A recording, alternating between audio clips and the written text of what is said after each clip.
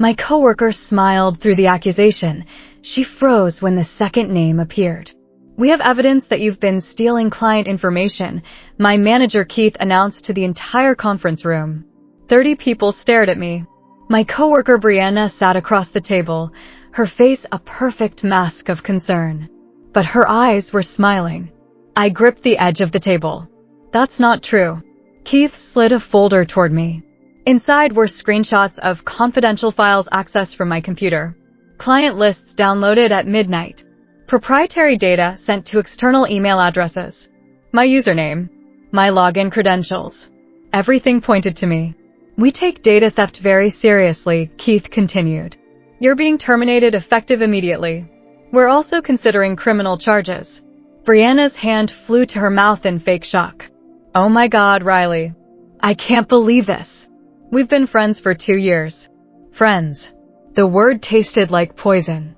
Brianna, who I'd trained, who I'd helped get promoted, who'd been at my apartment 3 nights ago, using my laptop to check her email while I made dinner. The room spun. Security was already standing by the door, waiting to escort me out. My name is Riley Paxton, and my best friend just destroyed my career. But she had no idea what I discovered the night before. 48 hours earlier, everything was normal. I'd been working at Vertex Marketing for 5 years, climbing from junior account manager to senior strategist. Good salary. Great clients. A career I'd built through long hours and genuine talent. Brianna joined 2 years ago. Fresh MBA.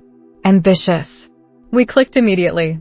She was funny, driven, someone who understood the pressure of being a woman in a male-dominated industry. I mentored her. Introduced her to my clients. Taught her everything I knew. When a promotion opened up for team lead, I recommended her. She got it. I was genuinely happy for her. What I didn't know was that team lead came with access to employee computer logs, to system administration privileges, to the ability to access anyone's account remotely. 3 nights ago, Brianna came over for dinner. We'd planned to watch movies, drink wine, decompress from a brutal week. She asked to use my laptop to check her work email.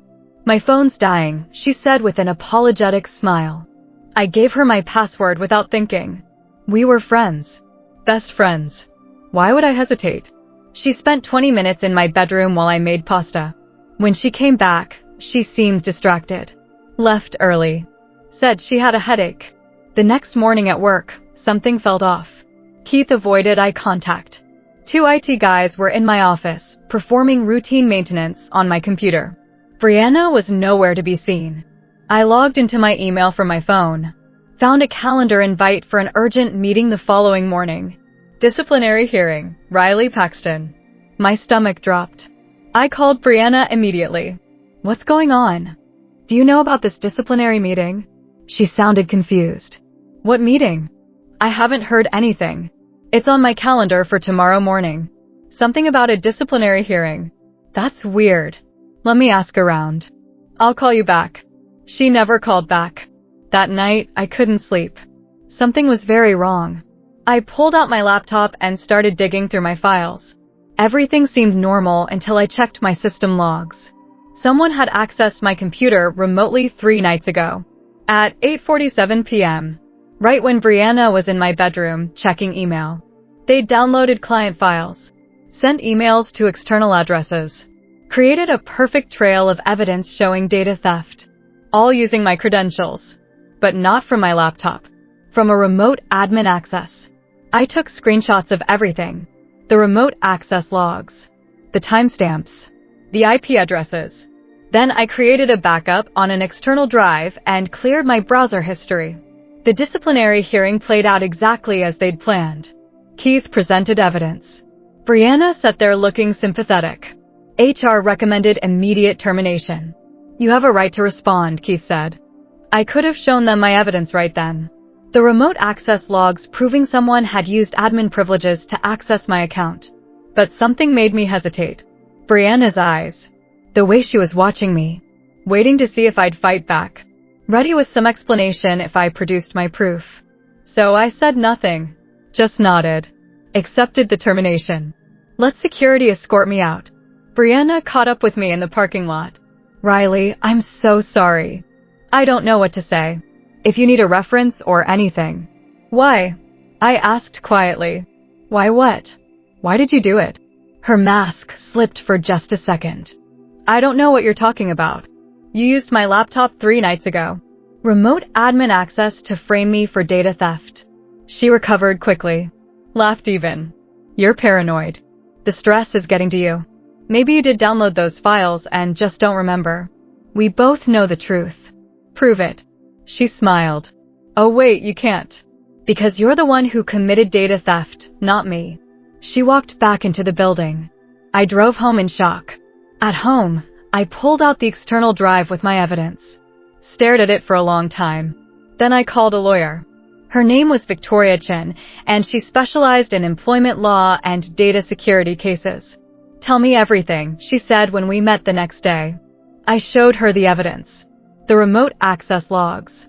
The timestamps matching when Brianna was at my apartment. The system records showing admin-level access from her login credentials. This proves someone with admin access framed you, Victoria said. Does anyone else have those privileges? Just Brianna. She's the only team lead. Why would she do this? That's when I remembered something. 2 weeks ago, Keith had asked me privately if I'd be interested in the director position. Said he was considering me but wanted to gauge my interest first. I think she wanted my job prospects eliminated. I was being considered for a promotion. Victoria nodded slowly. So she framed you for a crime, got you fired, and cleared her path to advancement. Exactly. Here's what we're going to do. We don't go to your old company. They already made their decision. We go to the clients whose data was allegedly stolen. We file a complaint with the State Employment Board. And we document everything. Won't that take forever? Justice usually does. But in this case, we have something she doesn't expect. Victoria smiled. We have proof. And we have patience. The state employment complaint was filed 3 days later. Wrongful termination. False accusations. Data security violation. I named Vertex Marketing and, specifically, Brianna Walsh as the person who'd framed me. Brianna's lawyer responded with threats of defamation suits. I expected that. What I didn't expect was the call from Vertex's largest client, Paramount Industries. Ms. Paxton, this is Gerald Morrison, General Counsel for Paramount.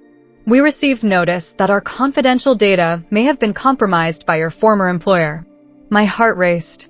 I didn't steal any data. We know. We did our own investigation.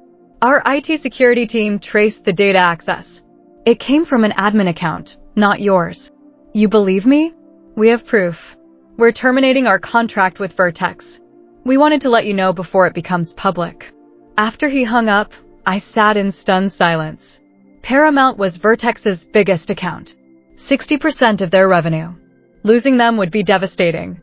Victoria called an hour later. Did you hear from Paramount? How did you know? Because I sent them the evidence. Every client whose data was accessed. I gave them the technical proof showing you weren't responsible. Is that legal? Absolutely. You have a right to clear your name. And they have a right to know their data was actually compromised, just not by you. 2 more clients called that day. Then 3 more the next day. All pulling their contracts. All citing data security concerns. Vertex was hemorrhaging accounts. Brianna called me screaming. What did you do? Paramount just pulled out. So did Westfield and Alliance Media. I told them the truth. You're ruining the company. People are losing their jobs. You framed me for data theft. You destroyed my career. Don't talk to me about ruining things. I'll sue you for defamation. For tortious interference. For everything. Go ahead. Discovery will be interesting. We'll get to depose you under oath. Ask you about the remote admin access. The timestamps. The IP addresses. Silence. You should have just competed fairly, I said. You might have actually won. She hung up. Keith called next. More measured. Riley, we may have made a mistake. New evidence has come to light. We'd like to discuss reinstatement. You fired me in front of 30 people. Accused me of data theft. Threatened criminal charges. We were acting on the information we had. You were acting on lies. And you didn't bother to investigate thoroughly before destroying my reputation. What do you want? I want a public apology. I want my personnel file corrected. And I want Brianna investigated for the actual data theft. We can't promise. Then we'll see you in court. I hung up feeling powerful. Terrified. But powerful. The Employment Board investigation moved faster than expected. They subpoenaed Vertex's server logs, interviewed IT staff, examined Brianna's admin access history. What they found was damning. Brianna had accessed my account remotely on 3 separate occasions. Not just the night at my apartment. 2 other times over the previous month. She'd been building her case carefully, downloading files slowly, creating a pattern that looked like gradual data theft. But she'd made one mistake. She'd done it all from her admin account.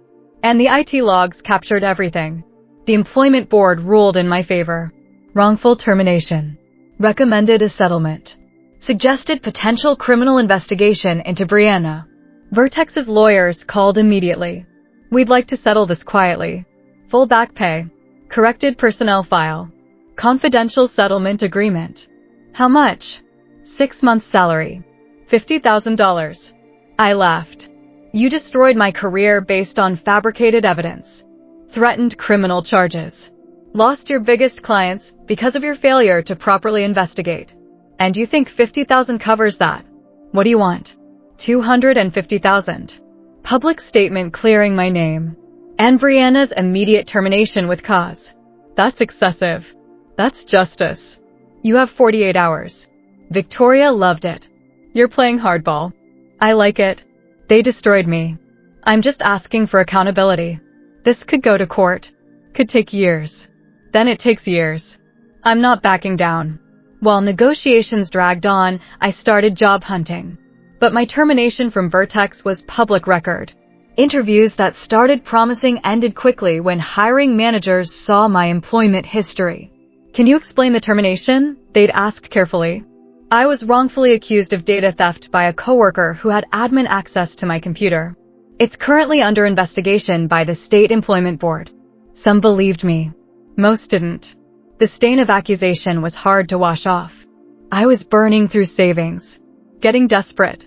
Starting to wonder if I'd made a mistake fighting back instead of just accepting the settlement and moving on. Then I got a call from Paramount Industries. Gerald Morrison again. Miss Paxton, we were impressed by how you handled this situation. We're looking for a director of client strategy. Would you be interested? I couldn't speak for a moment. You want to hire me? We want to hire someone with integrity. Someone who fights for truth even when it's difficult. We think that's you. The salary was 30% more than I'd been making at Vertex. The title was the one Brianna had been angling for. The opportunity was everything I'd worked toward. Yes, I said. Absolutely yes. Excellent. We'll send over the formal offer today. After we hung up, I cried. Relief. Vindication. Joy. Brianna had tried to destroy me. Instead, she'd pushed me into something better.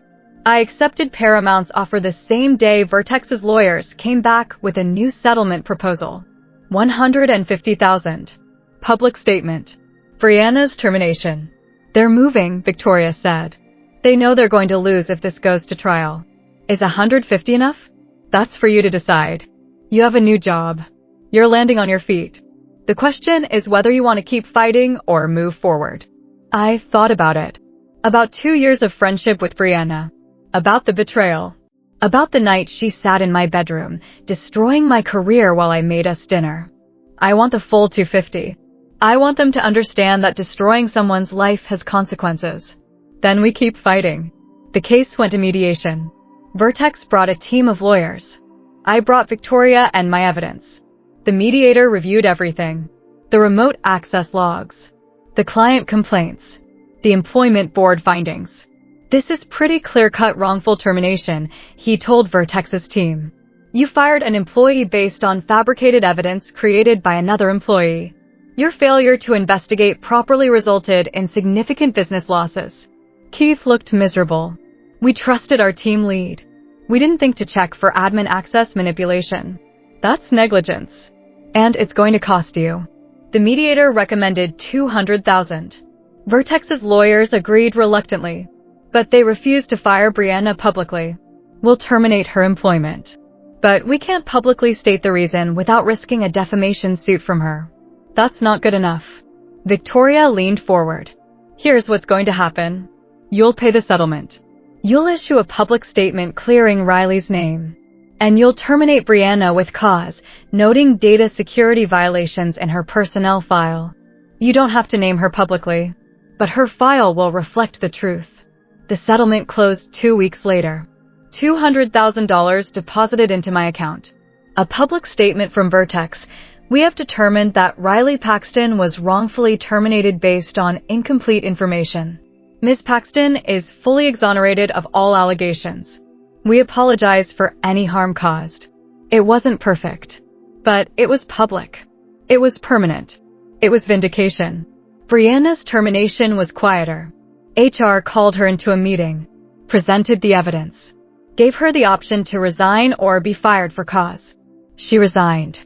But her personnel file was noted with data security violations and terminated for cause. No reference. No severance. Nothing. She called me one last time. You destroyed my career. No. You destroyed your own career when you framed me for data theft. I needed that director position. You don't understand the pressure I was under. So you committed a crime? I thought you'd just find another job. I didn't think you'd fight back. That was your mistake. Underestimating me. What am I supposed to do now? No one will hire me. Figure it out. Like I had to. I hung up, blocked her number, moved forward. My first day at Paramount was surreal. Corner office. Assistant. Budget to build my own team. The director title I'd been working toward for years. Gerald Morrison stopped by personally. Welcome aboard. We're glad to have you. Thank you for taking a chance on me. It wasn't a chance. It was a smart business decision. Integrity is rare. We value it. I built my team carefully. 5 strategists, all talented, all hungry to prove themselves. I remembered what it felt like to be mentored, to have someone believe in you. I shared credit, promoted based on merit, created a culture where people felt valued. Within 6 months, we'd landed 3 major new accounts. Revenue was up 20%. My team had the highest retention rate in the company. People noticed. Industry publications wrote about my leadership style. Conference organizers invited me to speak. Recruiters called constantly with offers. I'd gone from unemployed and blacklisted to one of the most sought-after strategists in the industry. And Brianna? She disappeared. I heard through mutual connections that she'd left marketing entirely. Moved to another city. Started over in a different field. Good. She didn't deserve to be in this industry anymore. A year after my termination from Vertex, I was invited to speak at a marketing leadership conference. The topic, navigating career setbacks and building resilience. I accepted. Prepared a presentation about my experience without naming Brianna or Vertex specifically. Just the facts. Wrongful accusation. Evidence-based defense. Eventual vindication. The day of the conference, I walked into the ballroom. 500 people. Major industry players. Potential clients. And in the third row, Brianna. She looked different. Thinner. Older. The confidence I remembered was gone. Our eyes met. She looked away quickly. I delivered my presentation. Talked about being accused of something I didn't do. About fighting back with documentation. About turning betrayal into opportunity. The person who tried to destroy my career thought they were eliminating competition, I said. Instead, they taught me how strong I was. How much I was worth. How important it is to fight for truth. The applause was thunderous. During the networking session, Brianna approached. Can we talk? I don't think we have anything to say. Please. 5 minutes. I gestured to a quiet corner. What do you want? I wanted to apologize. For everything. I was desperate and stupid and I destroyed both our careers. You destroyed yours. Mine's actually better now. She flinched. I know. I've been following your success. You're doing amazing things. Without you. I deserve that. She looked down. I can't find work. Marketing firms won't touch me. The word got out about what I did. Good. Riley, please. I made a mistake. A huge mistake. But don't I deserve a second chance? I studied her. This woman who'd sat at my dinner table while plotting to destroy me. Who'd smiled through my termination. Who'd only shown remorse after facing consequences. You framed me for a crime. You didn't make a mistake. You made a series of calculated decisions to destroy my career for your advancement. I know. And I've paid for it. I lost everything. So did I. The difference is, I was innocent. What do you want me to say? That I'm sorry? I am. That I was wrong? I was. That I wish I could take it back? I do. Here's what I want you to understand, I said carefully. You didn't just hurt me professionally. You destroyed a friendship. You violated trust in the deepest way possible. And you did it without hesitation. I was under pressure. The company was demanding results. I needed that promotion. So you cheated. And when cheating wasn't enough, you eliminated the competition. Brianna's face crumpled. Please. I need a job. I need a reference. Something. I'm not your salvation. Figure it out yourself. I walked away. Felt nothing but relief. The next day, a reporter from a marketing trade publication called. We heard there was an interesting encounter at the conference yesterday. Between you and your former colleague Brianna Walsh. Who told you that? Someone who witnessed the conversation. They said Ms. Walsh was asking you for help finding employment. Is there a story there? No comment. But the damage was done. The reporter dug. Found the employment board ruling. The settlement. The details of my wrongful termination and Brianna's role. The article came out 2 weeks later. Rising Star's career was nearly destroyed by jealous colleague. Here's how she fought back. It detailed everything. Brianna's name. The frame-up. The remote access logs. The settlement. My subsequent success at Paramount. The response was massive. LinkedIn exploded with comments. Industry professionals shared the article. Executives reached out expressing support. And Brianna's reputation, already damaged, became toxic. She sent me an email. You couldn't just let it die. You had to make sure everyone knew. You destroyed me. I didn't respond. She'd destroyed herself. I just told the truth. But then something unexpected happened. A woman named Kayla reached out. She worked at Vertex in a junior position, reporting to the interim team lead who'd replaced Brianna. I need to talk to you about Brianna, she said when we met for coffee. There's something you should know. I don't need to know anything else about her. You do. Because she didn't just do this to you. My attention sharpened. What do you mean? Before you, there was another senior strategist. Natalie. She was fired suddenly for allegedly falsifying client reports. Everyone thought she just cracked under pressure. Let me guess. Brianna had admin access. Exactly. And now that we know what Brianna did to you, some of us went back through Natalie's case. Found the same patterns. Remote access. Suspicious timing. Evidence that didn't quite add up. I felt cold. How many others? We think at least 3. All people who were in line for promotions Brianna wanted. I contacted Natalie through LinkedIn. She responded within an hour. I thought I was the only one. I thought I was going crazy. We met the next day. Natalie was working as a freelance consultant now, rebuilding her career after Vertex had destroyed it. They accused me of fabricating client success metrics, she said. Had screenshots of reports I supposedly created with fake data. But I never made those reports. I couldn't prove it, so I just left. Did you have remote access logs? I didn't think to check. I just wanted to get away. I showed her my evidence. The timestamps. The admin access patterns. The way Brianna had methodically built cases against people. This is the same thing that happened to me, Natalie breathed. She framed you exactly the same way she framed me. And at least 3 others, according to my source at Vertex. We brought Victoria back in. Showed her the pattern. Natalie's case. The whispers about others. This is systematic, Victoria said. This isn't one desperate act. This is predatory behavior. A pattern of destroying careers for personal gain. Can we do anything? We can contact the others. Build a case.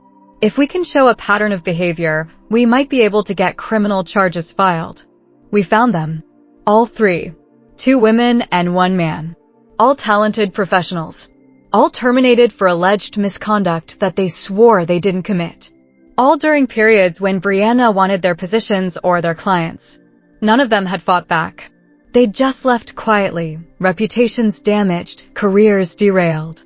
Until now, the 5 of us filed a joint complaint with the state attorney general. Systematic fraud, data manipulation, career destruction, a pattern spanning 4 years. The attorney general's office took it seriously, subpoenaed Vertex's servers, interviewed current and former employees, built a case. Brianna hired a high-powered criminal defense attorney, issued statements about being a scapegoat, claimed we were just unsuccessful employees looking for someone to blame. But the evidence was overwhelming. 5 separate victims, identical methods, clear patterns in the server logs, testimony from IT staff who'd noticed irregularities but never reported them. The criminal charges were filed 6 months later. 5 counts of computer fraud, 5 counts of data manipulation, multiple counts of conspiracy. Brianna's lawyer tried to negotiate a plea deal.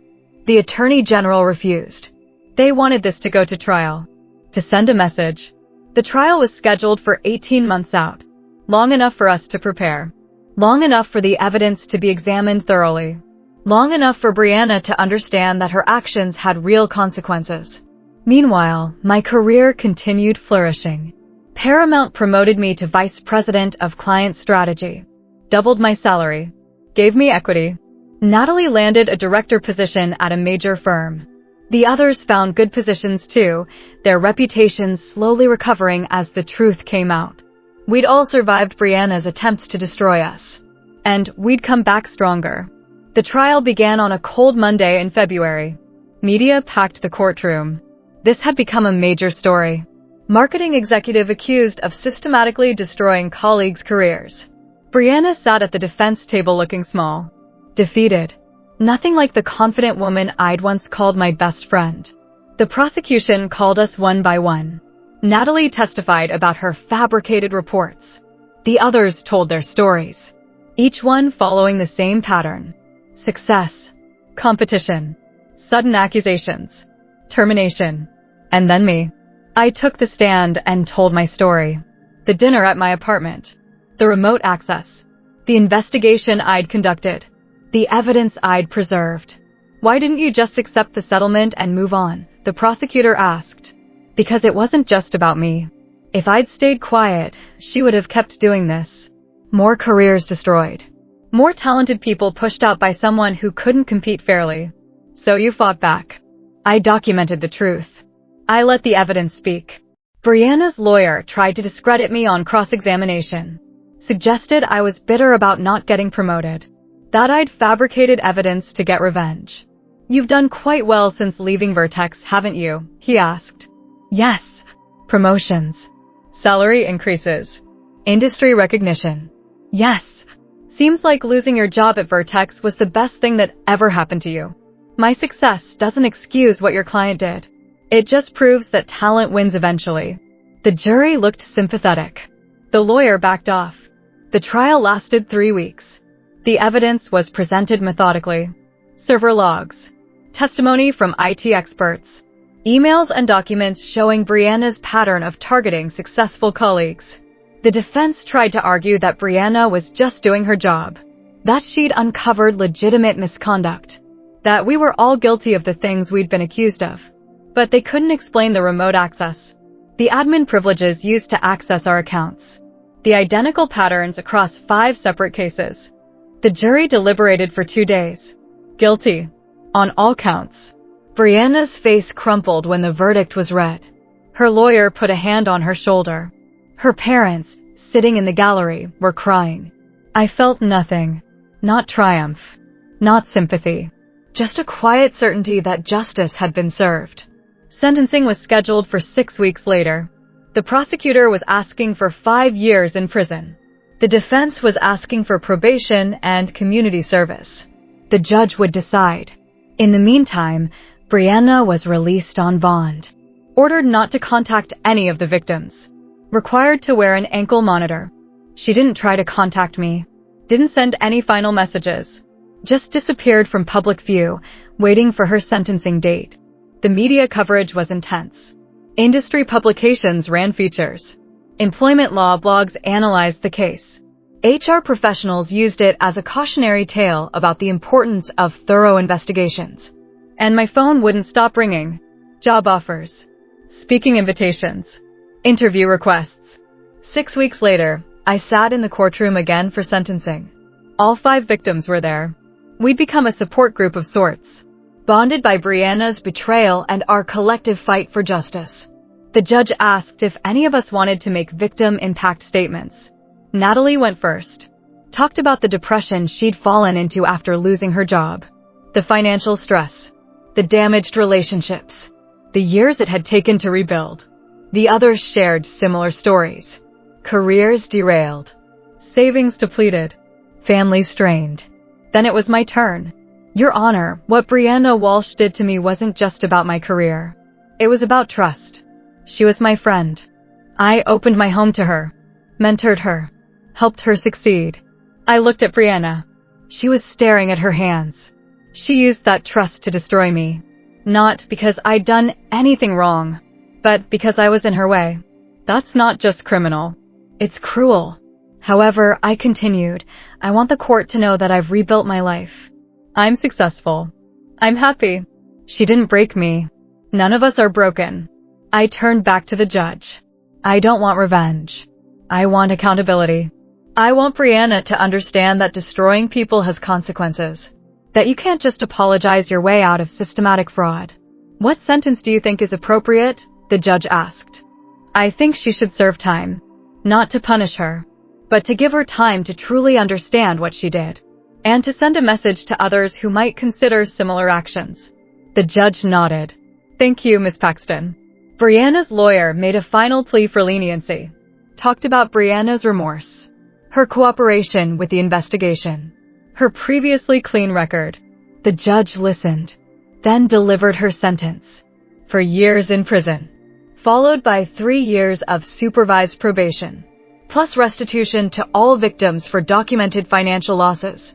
Brianna was taken into custody immediately. I watched her being led away in handcuffs. The woman who'd smiled through my accusation, who'd frozen when confronted with evidence, who'd systematically destroyed 5 careers for her own advancement. Outside the courthouse, reporters surrounded us. How do you feel about the sentence? I feel like justice was served. Not just for me, but for everyone Brianna hurt. Do you think 4 years is enough? I think it's appropriate. It's not about revenge. It's about consequences. What's next for you? I'm going back to work, building my team, helping other talented people succeed. That's the best response to what happened. The story ran in every major publication. My LinkedIn followers doubled. Speaking requests flooded in. But the best moment came 3 weeks later. A call from a woman named Sophia. I work at a tech company, she said. My manager has been taking credit for my work, making me feel crazy. I saw your story and it gave me courage to start documenting everything. Good. Documentation is everything. I wanted to thank you for fighting back, for showing that you don't have to just accept it when someone tries to destroy you. That call, and dozens like it. Women and men who'd been bullied or framed or undermined, who saw my story and decided to fight back. That was worth more than any sentence, more than any settlement. Knowing that my fight had given others courage. 2 years after Brianna's conviction, I was keynoting a major industry conference. The topic, building ethical cultures in competitive environments. The ballroom was packed. Over 1,000 people, leaders from major companies, rising professionals, students. I told my story, not to shame Brianna, but to illustrate the cost of toxic competition. The danger of cultures that reward results without questioning methods. Brianna Walsh destroyed 5 careers because her company never questioned how she was succeeding, I said. They promoted her, trusted her, never looked beneath the surface to see what she was really doing. That's not a Brianna problem. That's a culture problem. And it's on all of us to fix it. I talked about the systems I'd built at Paramount. Transparent performance reviews, collaborative success metrics, regular audits of system access logs. We make it hard to cheat. And we make it easy to succeed honestly. That's how you build ethical cultures. The response was overwhelming. Standing ovation. A line of people waiting to talk to me afterward. One of them was Keith, my former manager from Vertex. Riley, I didn't know if you'd be willing to talk to me. I studied him. He looked older. Humbled. What do you want, Keith? To apologize. Properly. Not through lawyers or settlement agreements. Face to face. He took a deep breath. I failed you. I trusted the wrong person. I didn't investigate thoroughly. And I destroyed your career because of my negligence. Yes, you did. I've thought about that day every day since. About how easily I believed the worst of you. How quickly I moved to terminate instead of investigate. Why are you telling me this? Because you deserve to hear it. And because I want you to know that what happened to you changed how I lead. I question everything now. I don't just trust. I verify. I protect my people. I felt something loosen in my chest. Not forgiveness, exactly, but acknowledgement. Thank you for saying that. For what it's worth, watching your success has been inspiring. You didn't let what I did destroy you. No, I didn't. The Paramount Board promoted me to Chief Strategy Officer 3 years after Brianna's conviction. C-suite. Executive team. The highest position I'd ever dreamed of reaching. My acceptance speech at the company meeting was short. 5 years ago, I was fired from a job I loved. Accused of something I didn't do. My career was supposed to be over. I looked around the room. My team. My colleagues. People who'd believed in me. Instead, I'm standing here. Not despite that experience, but partly because of it. It taught me to value integrity over advancement. To build systems that protect people. To fight for truth even when it's hard. That's the culture we're building here. Where people succeed based on merit. Where competition is fair. Where protecting each other matters more than individual wins. The applause was genuine. These people knew my story. Respected how I'd handled it. After the meeting, Gerald Morrison pulled me aside. You've built something remarkable here, Riley. Not just in results, though those are exceptional. In culture. In how people treat each other. That's what matters. The board wants to know if you'd be interested in the CEO track. Eventually. When I retire in 5 years. CEO. Of a Fortune 500 company. The pinnacle of success in this industry. I'd be honored to be considered. You're more than considered. You're the front runner. Keep doing what you're doing. I called my parents that night. They'd supported me through everything. The termination. The investigation. The trial. I'm being considered for CEO, I told them. Mom cried. Dad was speechless. Then, you've earned it. Every bit of it. Brianna tried to destroy me. Instead, she made me stronger. That says everything about you and nothing good about her. Brianna was released from prison after serving 3 years. Good behavior. Participation in rehabilitation programs. Genuine remorse, according to her parole officer. She didn't contact me. Smart. The restraining order was still in effect. But I heard about her through mutual connections. She was working at a nonprofit. Making minimum wage. Rebuilding her life from the bottom. I felt nothing. Not sympathy. Not triumph. Just indifference. She was no longer part of my story. My story was about what I'd built. The team I'd developed. The culture I'd created. The lives I'd changed by speaking up and fighting back. It was about the 500 people who'd reached out saying my story gave them courage. The 20 women I personally mentored. The systems I'd implemented that protected employees from predatory colleagues. That was my legacy. Not being Brianna's victim. Being everyone's example. 5 years after my termination, I stood at another conference. This time as a panelist on workplace ethics. Someone asked, "What would you say to your former colleague if you could say anything?"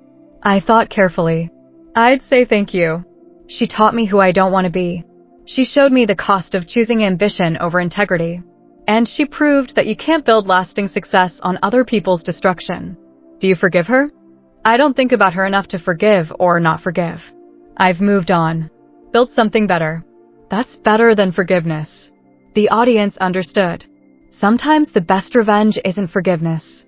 It's irrelevance. 10 years after Brianna smiled through my accusation, I sat in the CEO's office at Paramount Industries. Not visiting. Occupying. The promotion had come through 6 months ago. Chief Executive Officer. First woman to hold the position in the company's 50-year history. My first act was implementing a company-wide ethics program. Mandatory training. Anonymous reporting systems. Regular audits of privileged access. We're making it impossible for another Brianna to exist here, I told my executive team. They understood. They'd all heard the story. Some had lived similar ones. On my desk was a framed quote, "Success is the best revenge, but integrity is the best foundation." I'd had it made after the trial. A reminder of what mattered. My assistant buzzed. "You have a visitor." She says it's personal. Who? A Natalie Chin. Natalie. My fellow victim who'd become a friend. Who'd fought alongside me. She came in smiling. "Look at you. Corner office. CEO title. Running the show." "Look at you," I countered. Natalie was now CMO of a major tech firm. We both made it. Because we didn't stay down when someone tried to knock us out. We talked for an hour. About our careers. Our teams. The culture changes we'd implemented. "Do you ever think about her?" Natalie asked finally. "Brianna?" "Sometimes. But not with anger anymore. More like curiosity. About how someone chooses to build success by destroying others." I heard she's engaged. Working for a small nonprofit. Trying to rebuild. Good for her. Genuinely. Really? Really. Her punishment was appropriate. She served her time. If she's genuinely changed, I hope she finds peace. "You're more generous than I am." "I'm not being generous. I'm being free." Holding on to anger would give her power over me. I'd rather put that energy into building things. After Natalie left, I looked out my window. The city sprawling below. The empire I'd built from the ashes of betrayal. Brianna had smiled when she accused me. Frozen when my evidence appeared. Expected me to collapse under the weight of false accusations. Instead, I'd documented everything. Fought back intelligently. Built something bigger than she could have imagined. The second name that appeared, mine on the CEO plaque, on the company letterhead, in the industry publications, that was the revenge she never saw coming. Not destruction. Construction. Not bitterness. Success. Not revenge. Victory. My coworker smiled through the accusation. She froze when the second name appeared. But I didn't freeze. I rose. And that made all the difference.